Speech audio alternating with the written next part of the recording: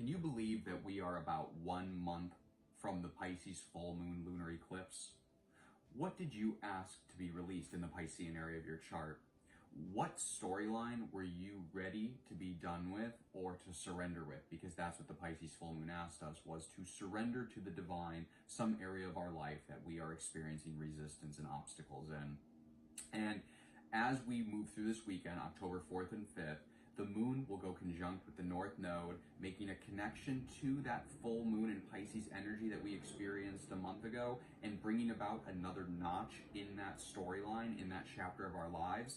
And the moon will then subsequently go conjunct with Saturn retrograde in Pisces and then eventually move over the Arian cusp and then conjunct Neptune retrograde in Aries before we have an iconic full moon in Aries on October 6th, Monday. And while we're not going to dive into the significance and importance of the full moon in this video, we are going to talk about this very moon-filled emotional weekend and what it means in terms of the storyline that's playing out in our lives.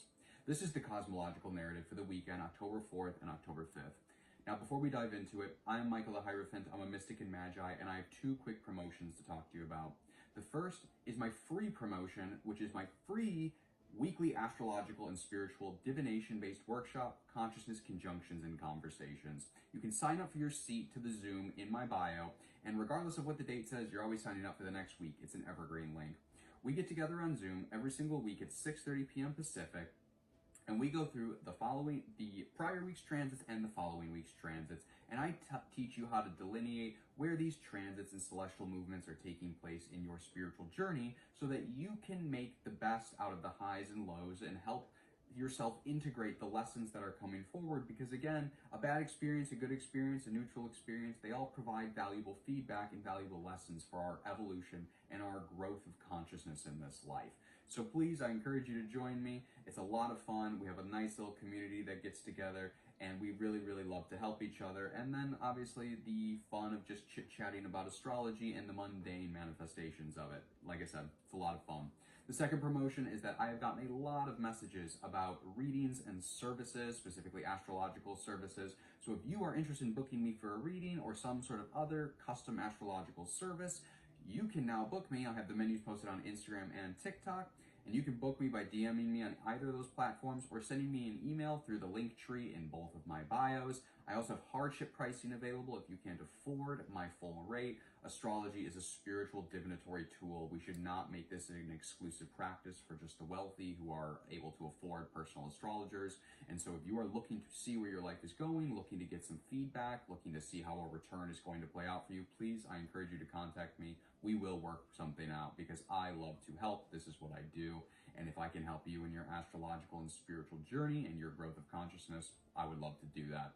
So now that we're done with that, let's dive back into the cosmological narrative for October 4th and October 5th.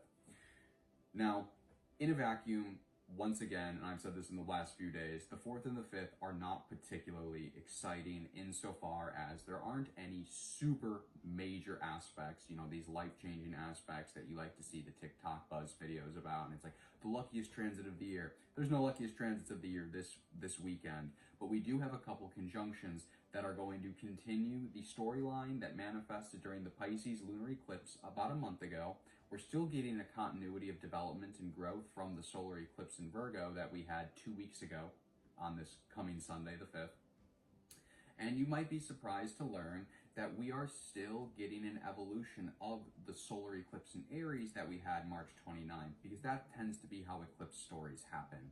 Eclipse stories feel like they're happening in this, again, vacuum of themselves, but if you do the tracking, and more often than not, what you'll find is that one solar eclipse or lunar eclipse will either birth or shed some sort of part of your egoic identity, wherever that eclipse is taking place, and then a new story. And think of the story of a plant. So it's like a new plant is growing from you, from your body. And as more eclipses happen, we can almost view these as plants that are springing up alongside the original plant, or they're shoots from the plant that are springing new leaves, new flowers, and that branch exists in a vacuum. It is a branch. It is not exclusively the entire plant, but then when you do the tracking, you come to look back and you are able to see and articulate, oh, this flower, this event wouldn't have bloomed in my life had I not planted the seeds of this plant on X solar eclipses ago or X lunar eclipses ago, whatever. And so what you can tend to do is you can tend to track the cycles of this growth in our lives. So we're going to look at really only three conjunctions that are pertinent for this weekend that'll be a part of the story that we're telling. And so the first one is going to happen on October the 4th, and it's, adjust for your local time zone. It's going to be roughly the afternoon Pacific time, but the moon will go conjunct with the North Node in Pisces. And this will be the first time since the full moon lunar eclipse that the moon has gone conjunct with Pisces, suggesting that we have now entered a lunar chapter. We're ending a lunar chapter that began under that Piscean lunar eclipse. Now, does that mean that the lunar eclipse is done and we're done seeing the ramifications and effects in our life? Absolutely not. These chapters play out as energetic cycles, no different than a synodic cycle with the sun. Every lunar cycle has a theme, a chapter that it's unfolding in our lives for us, because there are prescriptions in the zodiac. And I talk about this a lot in my video, but for example, when the moon is in Pisces, it means our emotional body is more connected to the divine, more connected to mysticism, more connected to the ever free-flowing collective consciousness that is humanity as a whole. And so the prescription of action when the moon is in a sign like that, so if you're feeling good or bad emotions, is to essentially surrender to the divine. Whether you're feeling angsty emotions or happy emotions, it's like the collective prescription for Piscean planets and transits is to submit yourself to the divine. No different than if a planet or like the moon is transiting through Capricorn, which suggests practical, stable, day-by-day work and patience. It's very Saturnian. So in this way, whenever the moon is transiting a sign, it gives us a prescription of action. And since the moon is transiting through Pisces, we're coming off of this solar eclipse that happened in Virgo now, about 2 weeks ago. And the moon went through this process of, again, in Virgo, kind of like seeing what is and isn't there, being overly precise, being methodical, meticulous, picking things out. And this would have been happening in our emotional body. And then it moves into Libra, where it attempts to find balance. Our emotional body's tired of ripping itself apart, picking itself apart for all of its flaws. And then it seeks diplomacy, people-pleasing behaviors, very Libran qualities. But again, leveling the scales. When we're not able to level the scales, which rarely are we in this lifetime, we move into Scorpio. And when the moon moves into Scorpio, then we're feeling very again, I like to use the word suspicious and paranoid just as a general theme, because that's what's instigating and motivating our emotions. We're kind of looking side to side and trying to figure out, why were we not able to balance the scales of Libra? What do we need to change? And then in Scorpio, we discover that there are more possibilities. We need to expand ourselves some way. So then we move into Sagittarius, where we expand our horizons. We discover more about ourselves. As we learn to discover more about ourselves, we learn that we have to put in more work in some area of our life. So the moon moves into Capricorn. We do that work. We're practical, we're patient, we're mature. Where then the moon moves into Aquarius, and we become a little bit more fixated on they, the other, the collective, and how we can service our interactions, socializing, thinking. It's like it kind of pulls us out of like that worker mode, and we get a little bit like, okay, like enough about me, how can I help other people? And then the prescription of action for Aquarius is to like socialize, articulate, be emotionally logistical and intelligent, which then leads us into Pisces, where the prescription of action is the surrender to the divine. And so it's like something came up under that solar eclipse where we knew we needed to rebirth some part of our egoic identity and our emotional body, which is always ahead of our current timeline. When you have anxiety and depression, you're typically obsessing about the future or the past. You're not where your current present body is. And the present body in astrology is represented by the sun.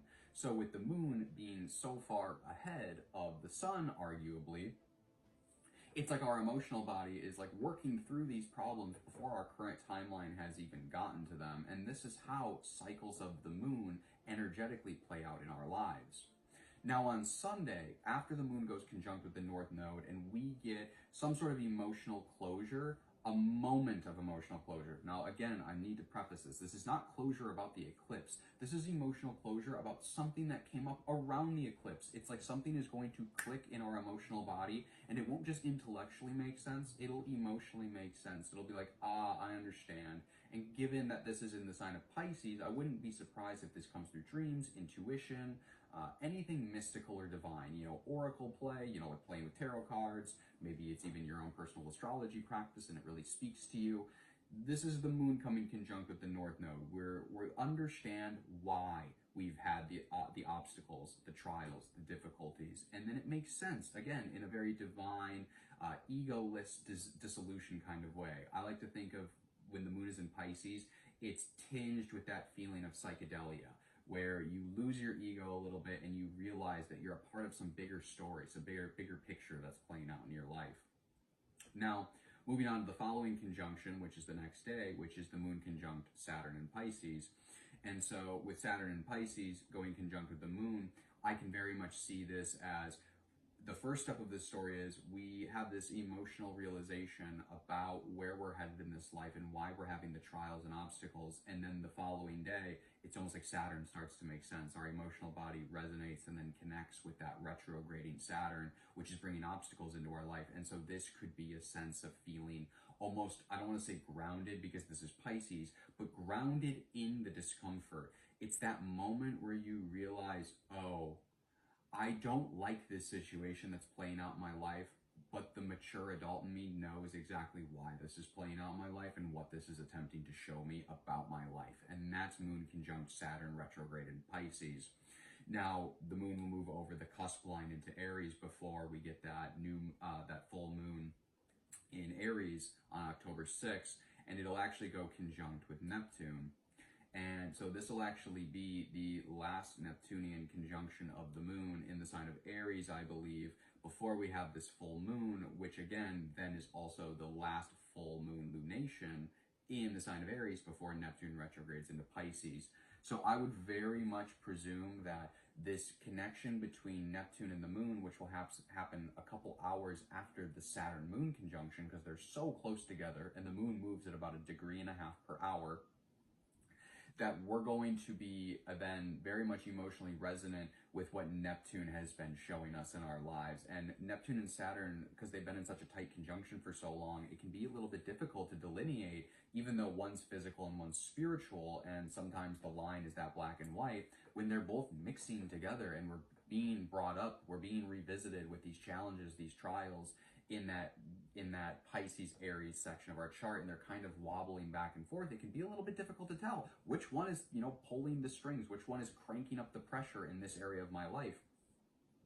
But when the moon goes conjunct with Neptune, this is again in a similar way. We'll resonate with what Neptune is trying to show us, and we might even be very incentivized with the moon being in Aries to actually get the work done. It was like that this weekend, it's like we're finding and like leaning into who we are, where we're supposed to be going, who we're supposed to be evolving into.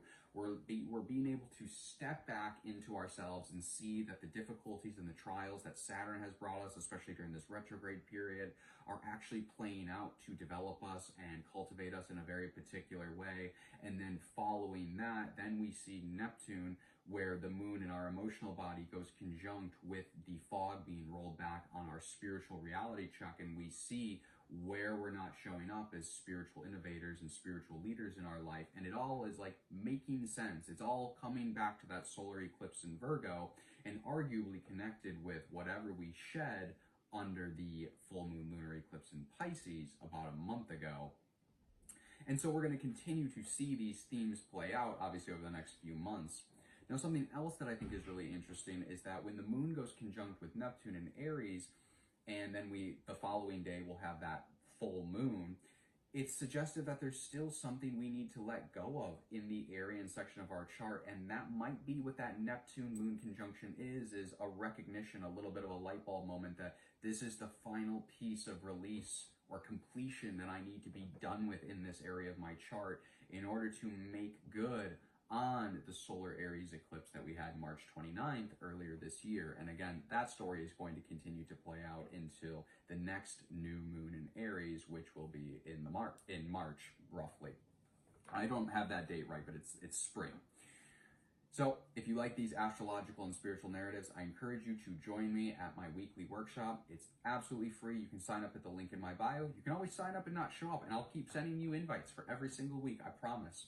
And if I don't see you in class, maybe I'll see you in my DMs for some readings. Please contact me for readings. I'm very, very flexible with hardship pricing. Just let me know your situation. Shoot me an email, shoot me a message.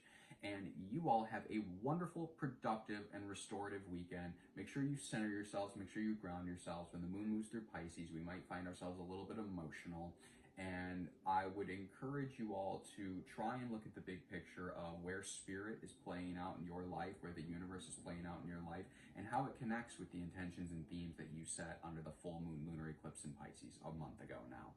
Have a wonderful rest of your weekend.